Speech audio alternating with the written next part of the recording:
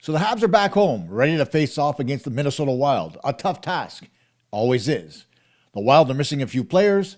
The Habs are getting some back, and things are starting to get interesting when you're talking about the roster. Let's talk some puck.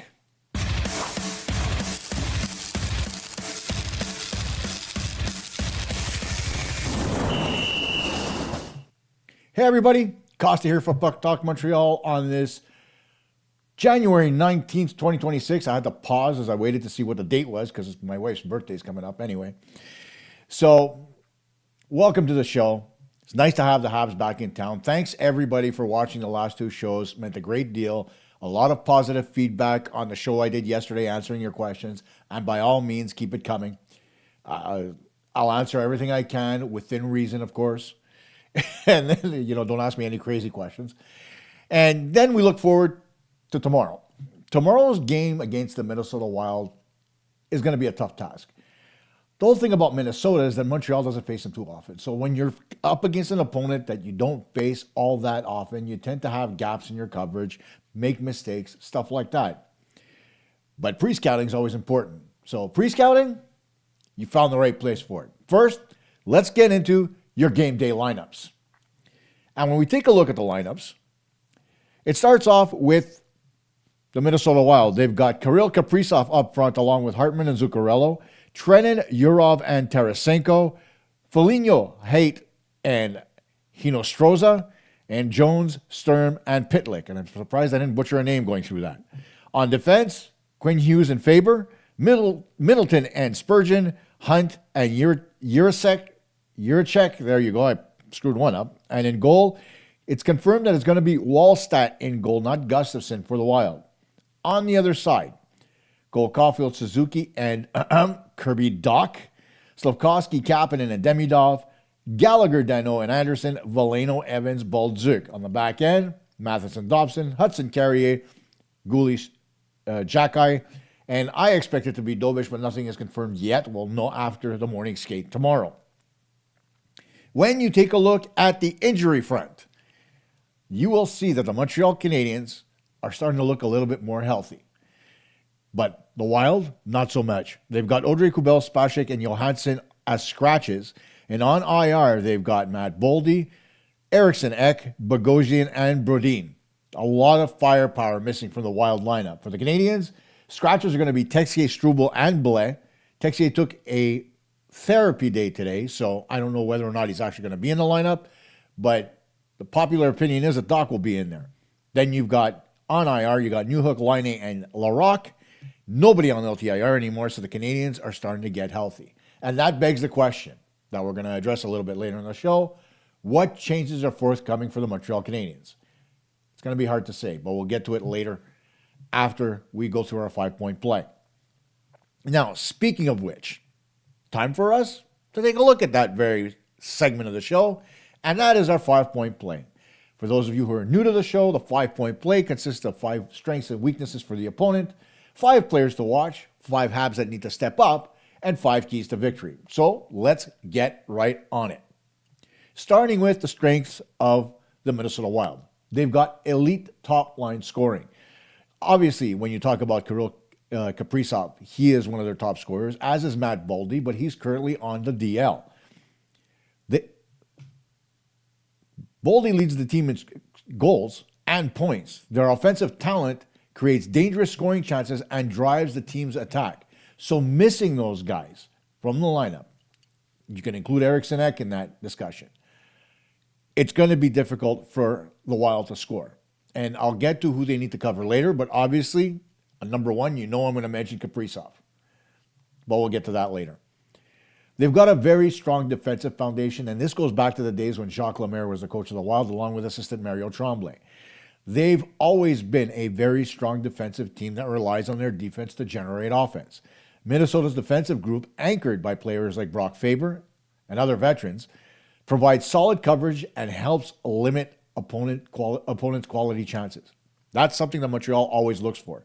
High danger chances. And the Wild, they're great at mitigating them.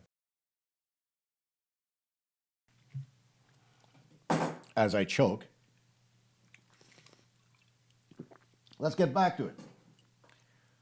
They have a huge talent pool when it comes to the depth of their young prospects and players. The talent's undeniable. When a team can actually trade Zev Buium to go get Quinn Hughes, and that's a viable trade, you know that your scouts are doing something right. Then you've got David Jiricek on the back end as well. He's an up-and-coming defenseman with a lot of offensive talent and plays a very solid defensive game. Those guys are pushing for permanent roles. So this infusion of youth, adds to the speed and skill that the Minnesota Wild bring to the table. The Wild are notorious for forechecking hard and finishing their body checks. Young guys like this, just as an example, are able to do just that. Then you've got, as I just mentioned, their physicality and forechecking and their energy. If there's a word that can describe the Wild in a nutshell, it's relentless. Their forecheck, starting with Marcus Foligno, who we all know and hate, and other gritty players as well. Minnesota just generates a lot of physical pressure, and it's up to the Canadiens to be able to move the puck quickly to try to mitigate that pressure.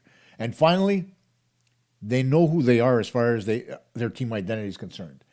They know they don't have a lot of flash and dash, but they do have a lot of hardworking forwards that have a lot of talent, and they've got a defensive core that's solid. They know that they can move the puck in transition. They know they could score when they need to. That always makes a team extremely dangerous. So even though their team identity is balanced, looking at both sides, and you look at their PK, and power play, that's balanced as well. Their special teams are inconsistent.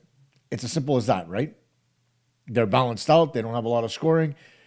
But the Wild have built a balanced identity with a mix of veteran leadership and young talent that really helps them to stay competitive.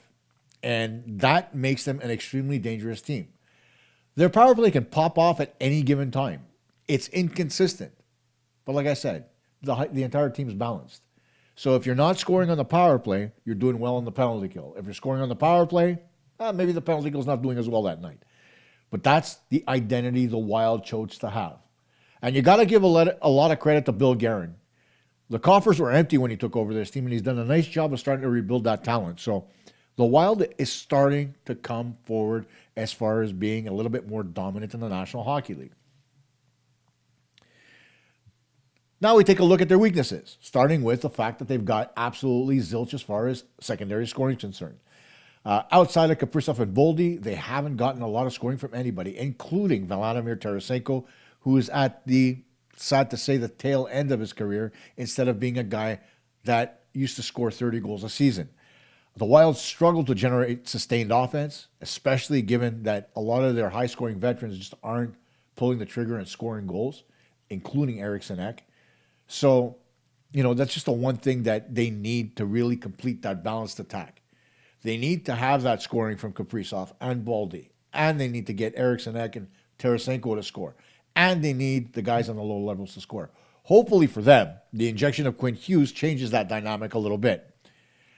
Their weakness, too, on the power play is crazy. Outside of Kaprizov scoring goals, the power play is extremely streaky and relies heavily on perimeter movement and individual skill rather than consistent puck movement and net front presence. We say the same thing about the Canadiens' power play, except it's a little bit more efficient. It limits their ability to capitalize on momentum swings because when they get penalties drawn against them, they really can't generate any momentum by scoring power play goals. It's been tough for them. So while the team is balanced as far as their identity is concerned, they could use a little bit more balanced scoring. They also really don't have a lot of center depth. They lack that depth down the middle that Montreal was searching for years. Right now, it seems like everything is stabilized for Montreal in the use of Nick Suzuki and Oliver Kapanen, the acquisition of Philip Deneau. But matchups against other teams' centers that have multi-top-tier centers, like the Canadiens, often exposes defensive coverage and face-off reliability issues for the Wild. So the Canadiens can actually capitalize on the fact that the Wild's center position isn't strong and take advantage of it if they take care of the middle of the ice. Their goaltending's been volatile. Without Marc-Andre Fleury between the pipes, the Minnesota Wild's goaltending just isn't what it used to be. their performances fluctuate from game to game. You know, when the structure breaks down, the Wild don't always get timely saves from their goaltenders. We know what that feels like in Montreal because early on in the season, a lot of times we wouldn't get timely saves from either Montembeault or Dobish. The season's gone along. Montembeault seems to have found his game. Dobish seems to be a little bit more steady in goal. So it seems like Montreal is starting to get those saves. We saw it the other night versus Ottawa. Key saves when Montreal needed it. The Wild need to get that because right now they're not.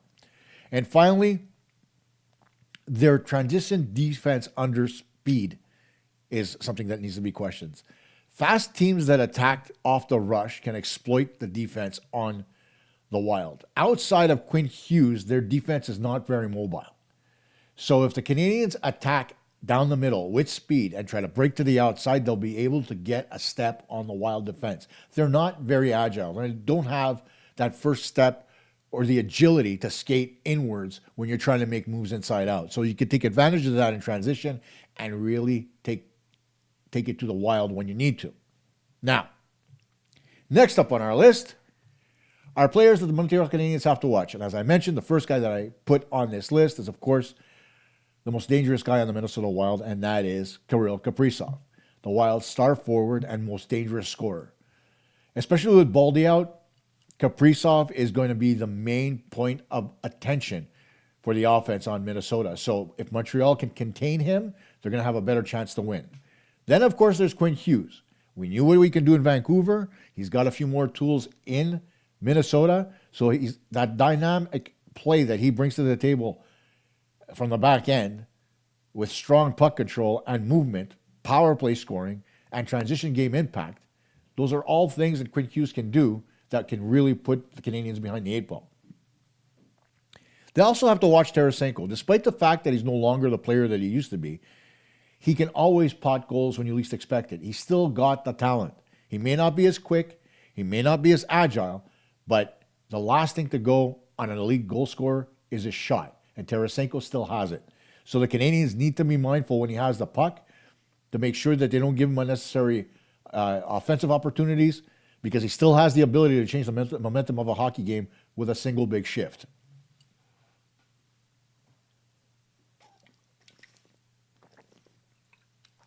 Then there's Ryan Hartman. He's a hard-nosed winger who contributes in all areas of the ice, whether it's forechecking along with Foligno, penalty killing, or chipping in with a little bit of secondary offense. Not really as much as the Wild would like to get out of him, but he still does deliver. And so watching Hartman is going to be important because you never know when, if the top two lines are at a stalemate, you never know when somebody like Hartman could pot a goal and really change the complexion of a hockey game. And then finally on defense, there's Brock Faber. He's an emerging top pair defenseman that's playing alongside Quinn Hughes. And he's the one with the two-way responsibility because he's the more defensive-oriented player than Hughes is. That's not to say that Quinn Hughes can't play defense. But he, along with Hughes, will get all the key minutes and help to limit Montreal's attack. So he's going to be a big part of what the Canadiens need to do as far as watching the Wild and keeping them at bay on both sides of the ice, whether it's offensively or defensively. Now we look at the 5 Canadiens that need to step up. Now, I know he's been good of late, but you still got to count on Nick Suzuki because he will be going up against Kaprizov's line all night long. Even whenever others step up, this matchup flows right through Suzuki's wheelhouse because he's a 200-foot player. Why does he need to step up in this game? Well, he has to win the center matchup battle. I mentioned it before, right? The Wild are not very strong up the middle. So if he wins that battle, controls tempo, and tilts possession towards the Canadiens, you're going to have a lot of success regardless. Then there's Noah Dobson. Dobson's minutes will come primarily against Kaprizov, right? You're not necessarily going to see Lane Hudson out there against Kaprizov. You're going to see a lot of Dobson and Matheson. Dobson's going to be the key guy because Kaprizov plays the left wing. Kaprizov looks to rush off the wing. And he applies a lot of heavy forecheck pressure. So Dobson's going to need to be able to move the puck quickly, limit the amount of turnovers that he makes, and have those clean zone exits and smart pinches and keep calm when it comes to puck management. If he's worried about the forecheck and he releases the puck too early, it's going to feed into what the Wild do all the time, and that is forecheck hard. They'll get possession of the puck and they'll create scoring opportunities off those turnovers. So Dobson needs to show a little bit more poise than we're normally accustomed to. Then, of course, there's their goaltending. Whether it's Montembeault or Dobesh, there's one thing for sure. Now, Montembeault's in my graphic, but one thing's for certain. The Wild generate a lot of net front traffic and second chance rebounds, not just clean looks. And so whoever's in goal needs to make early saves and keep rebound control solid to prevent Minnesota from settling into a defensive shell. If there's one thing we know about the Minnesota Wild, the minute they score early, they shut it down and they wait to pounce on mistakes made by their opponent. So if Montreal scores early, all the better. Brendan Gallagher is going to be a big part of this hockey game. While he's been healthy, offensively, he's been relatively quiet. So why does he have to step up? Well, it's exactly the kind of game that Gallagher could thrive in because of his net front presence, his forecheck pressure, and his propensity to draw penalties by digging hard in the offensive zone. That all matters, and he can make a difference in this hockey game. If he's invisible and doesn't do those things, Minnesota's defense is going to get really comfortable, and it's going to spell doom for the Montreal Canadiens. And then finally, Arber Xhekaj. While Xhekaj hasn't been getting a lot of minutes, the one thing that we know for sure is he can be physical. So against the Minnesota Wild forecheck, he can win physical battles along the boards without taking bad penalties, especially against the Foligno types that are out there with their energy shifts. One big solid hit can take away all the energy that Minnesota tries to generate. So keep that in mind when it comes to Arber Xhekaj and the rest of the guys that I've outlined here that need to step up in this hockey game. And finally, your 5 keys to victory. Starts with the neutral zone battle, and that includes the center position. The Wild are most dangerous off the rush when they attack with speed, especially with guys like Kaprizov. Maintain tight gaps, take fewer risky pinches, and force dump-ins as opposed to controlled zone entries. If you pressure the puck carrier, they're more likely to dump it in, allow you to retrieve, and you can then manage the puck better and get it out of your zone freely and attack in transition. There's also the part of the neutral zone that's really important, that is the center position. I've mentioned it twice already. I'm going to mention it again. The Canadiens actually have more depth than the Wild do at center, and they can take advantage of it. If they exploit that lack of depth on Minnesota's team, especially when they're coming through the neutral zone and right up the mid-ice lane, the Canadiens are going to have success. Clean breakouts under pressure. We know, and I've mentioned this before, Minnesota forechecks to death, and they try to grind their opponents into the ground, getting possession of the puck and creating offense off the cycle and off the rush.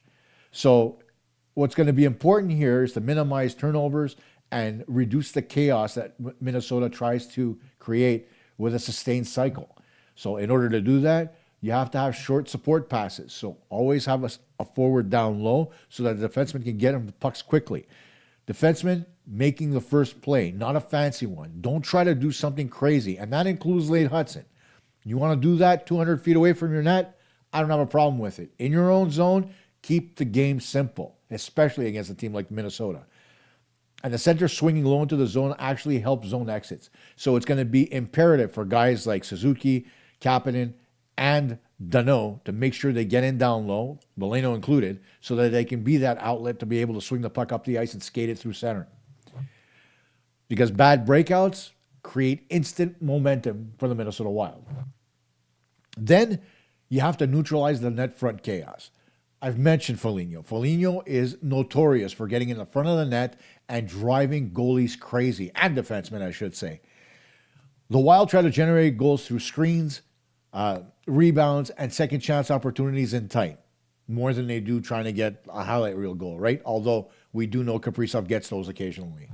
So make sure you box out the Minnesota Wild in front of the net, tie up sticks, not just their bodies, and clear rebounds quickly. Don't wait to look to see if you've got an outlet for a breakout right away. If the puck's sitting in front of your net, Don't try to look to see if you can make a stretch pass. Put it in the corner. Get it away from the dangerous areas and give your goaltender a chance to reset. If you don't and you give up those pucks and you create turnovers in the slot, that's when you're going to get yourself in trouble versus the Wild. Make the first goal matter, right? As I mentioned, Minnesota is extremely comfortable playing with a lead, and they lack the ability and locking games down structurally. They lack the ability, really, and the firepower to come from behind. So the Canadiens need to come out with a strong first 10 minutes. Don't wait for the Wild to pound the puck down your throat, because you know the road team always does that, especially when the home team, like Montreal, it's their first game back after a road trip. Well, Montreal's got to have a very strong first 10 minutes. They've got to have early shot volume, pepper Wallstat, to force him to make saves early and try to get that early first goal, and make sure, above all else, you get your ass in front of the net and create traffic. Right? Scoring first forces the Wild to open up, and that's not a style of game that they're comfortable playing. It's what allows them to be most vulnerable. So get that first goal, Montreal, and keep pressing. Don't sit back. Force the Wild to open up, and you're going to be able to generate more opportunities.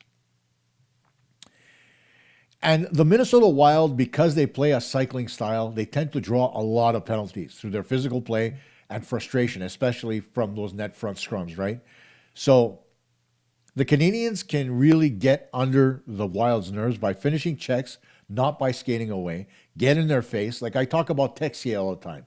Get in their face, bump them, let them know you're there.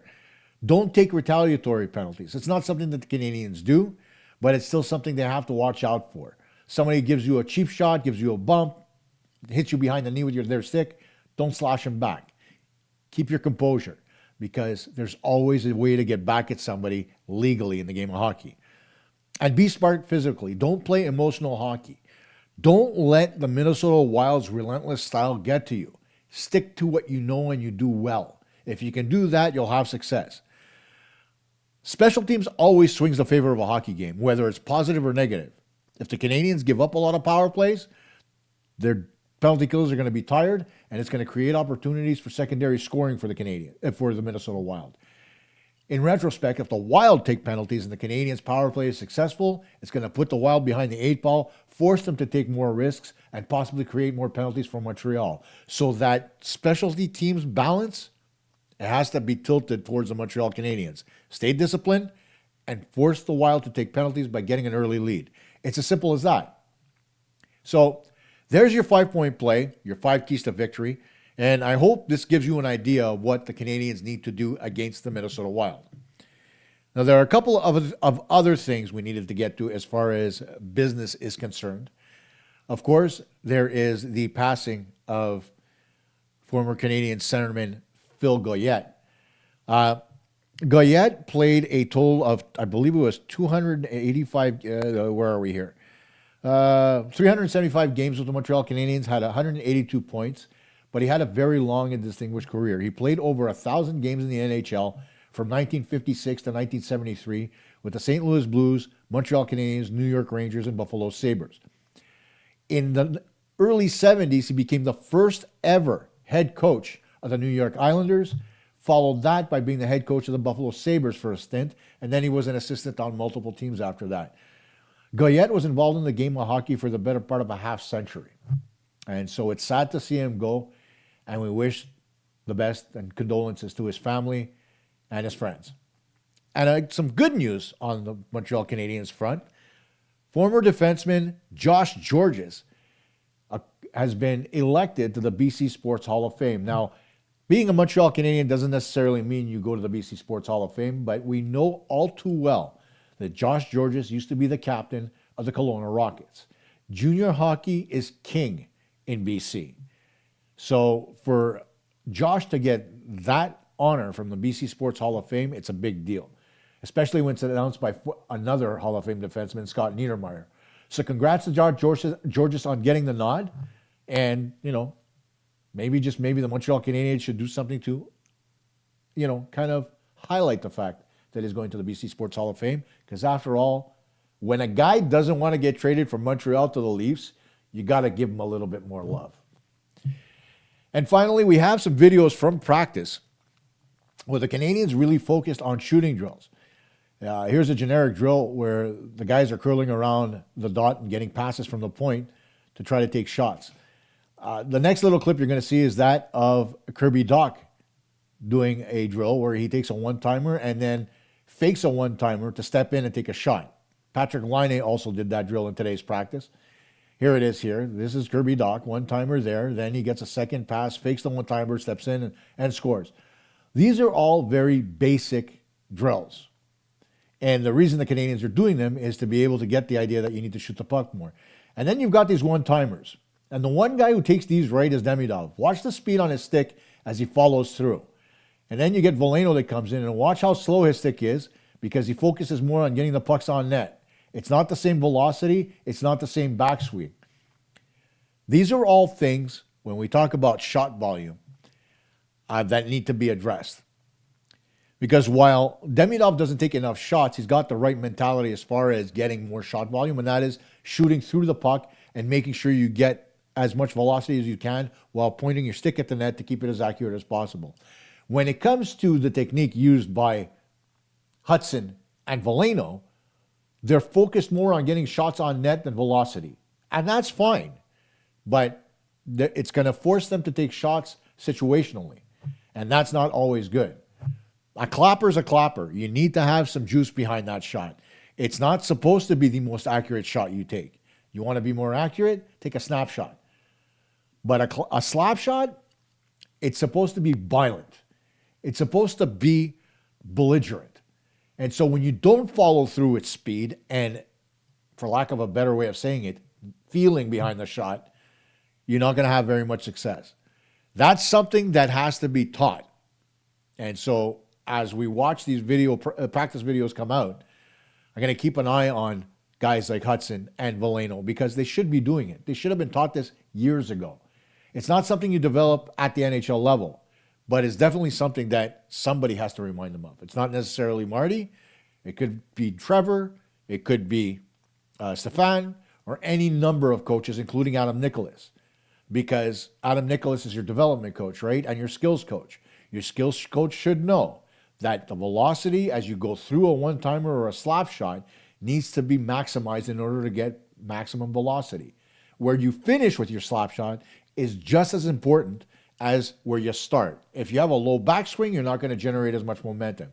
High backswing, you get a little bit more into it. But the most important part about a slap shot is the speed at the point of contact and the follow-through. If you're not pointing your stick at the net when you're taking a slap shot and you're just flailing wildly when you take it, you're not going to hit the net. You're going to hit glass. You're going to hit boards. You're going to miss wide. The most important lesson I ever learned when I was playing and coaching came from legendary Mike Bossy. We were together doing a Chevrolet Safe and Fun hockey camp up in Laval. And we were teaching these kids that were 9 or 10 years old different skills, right? That camp can be very rudimentary, but that camp also has some high-end players that show up, especially when it comes to little boys. Little girls, not so much because they're still learning the game at that point, right? They're not as skilled. That's just a fact. Doesn't mean they don't get there, but it just takes a little bit longer. But the one thing that Mike Bossy taught me, because after all, you're talking about a guy who scored 50 goals in multiple seasons, right? I believe it's 9 in a row.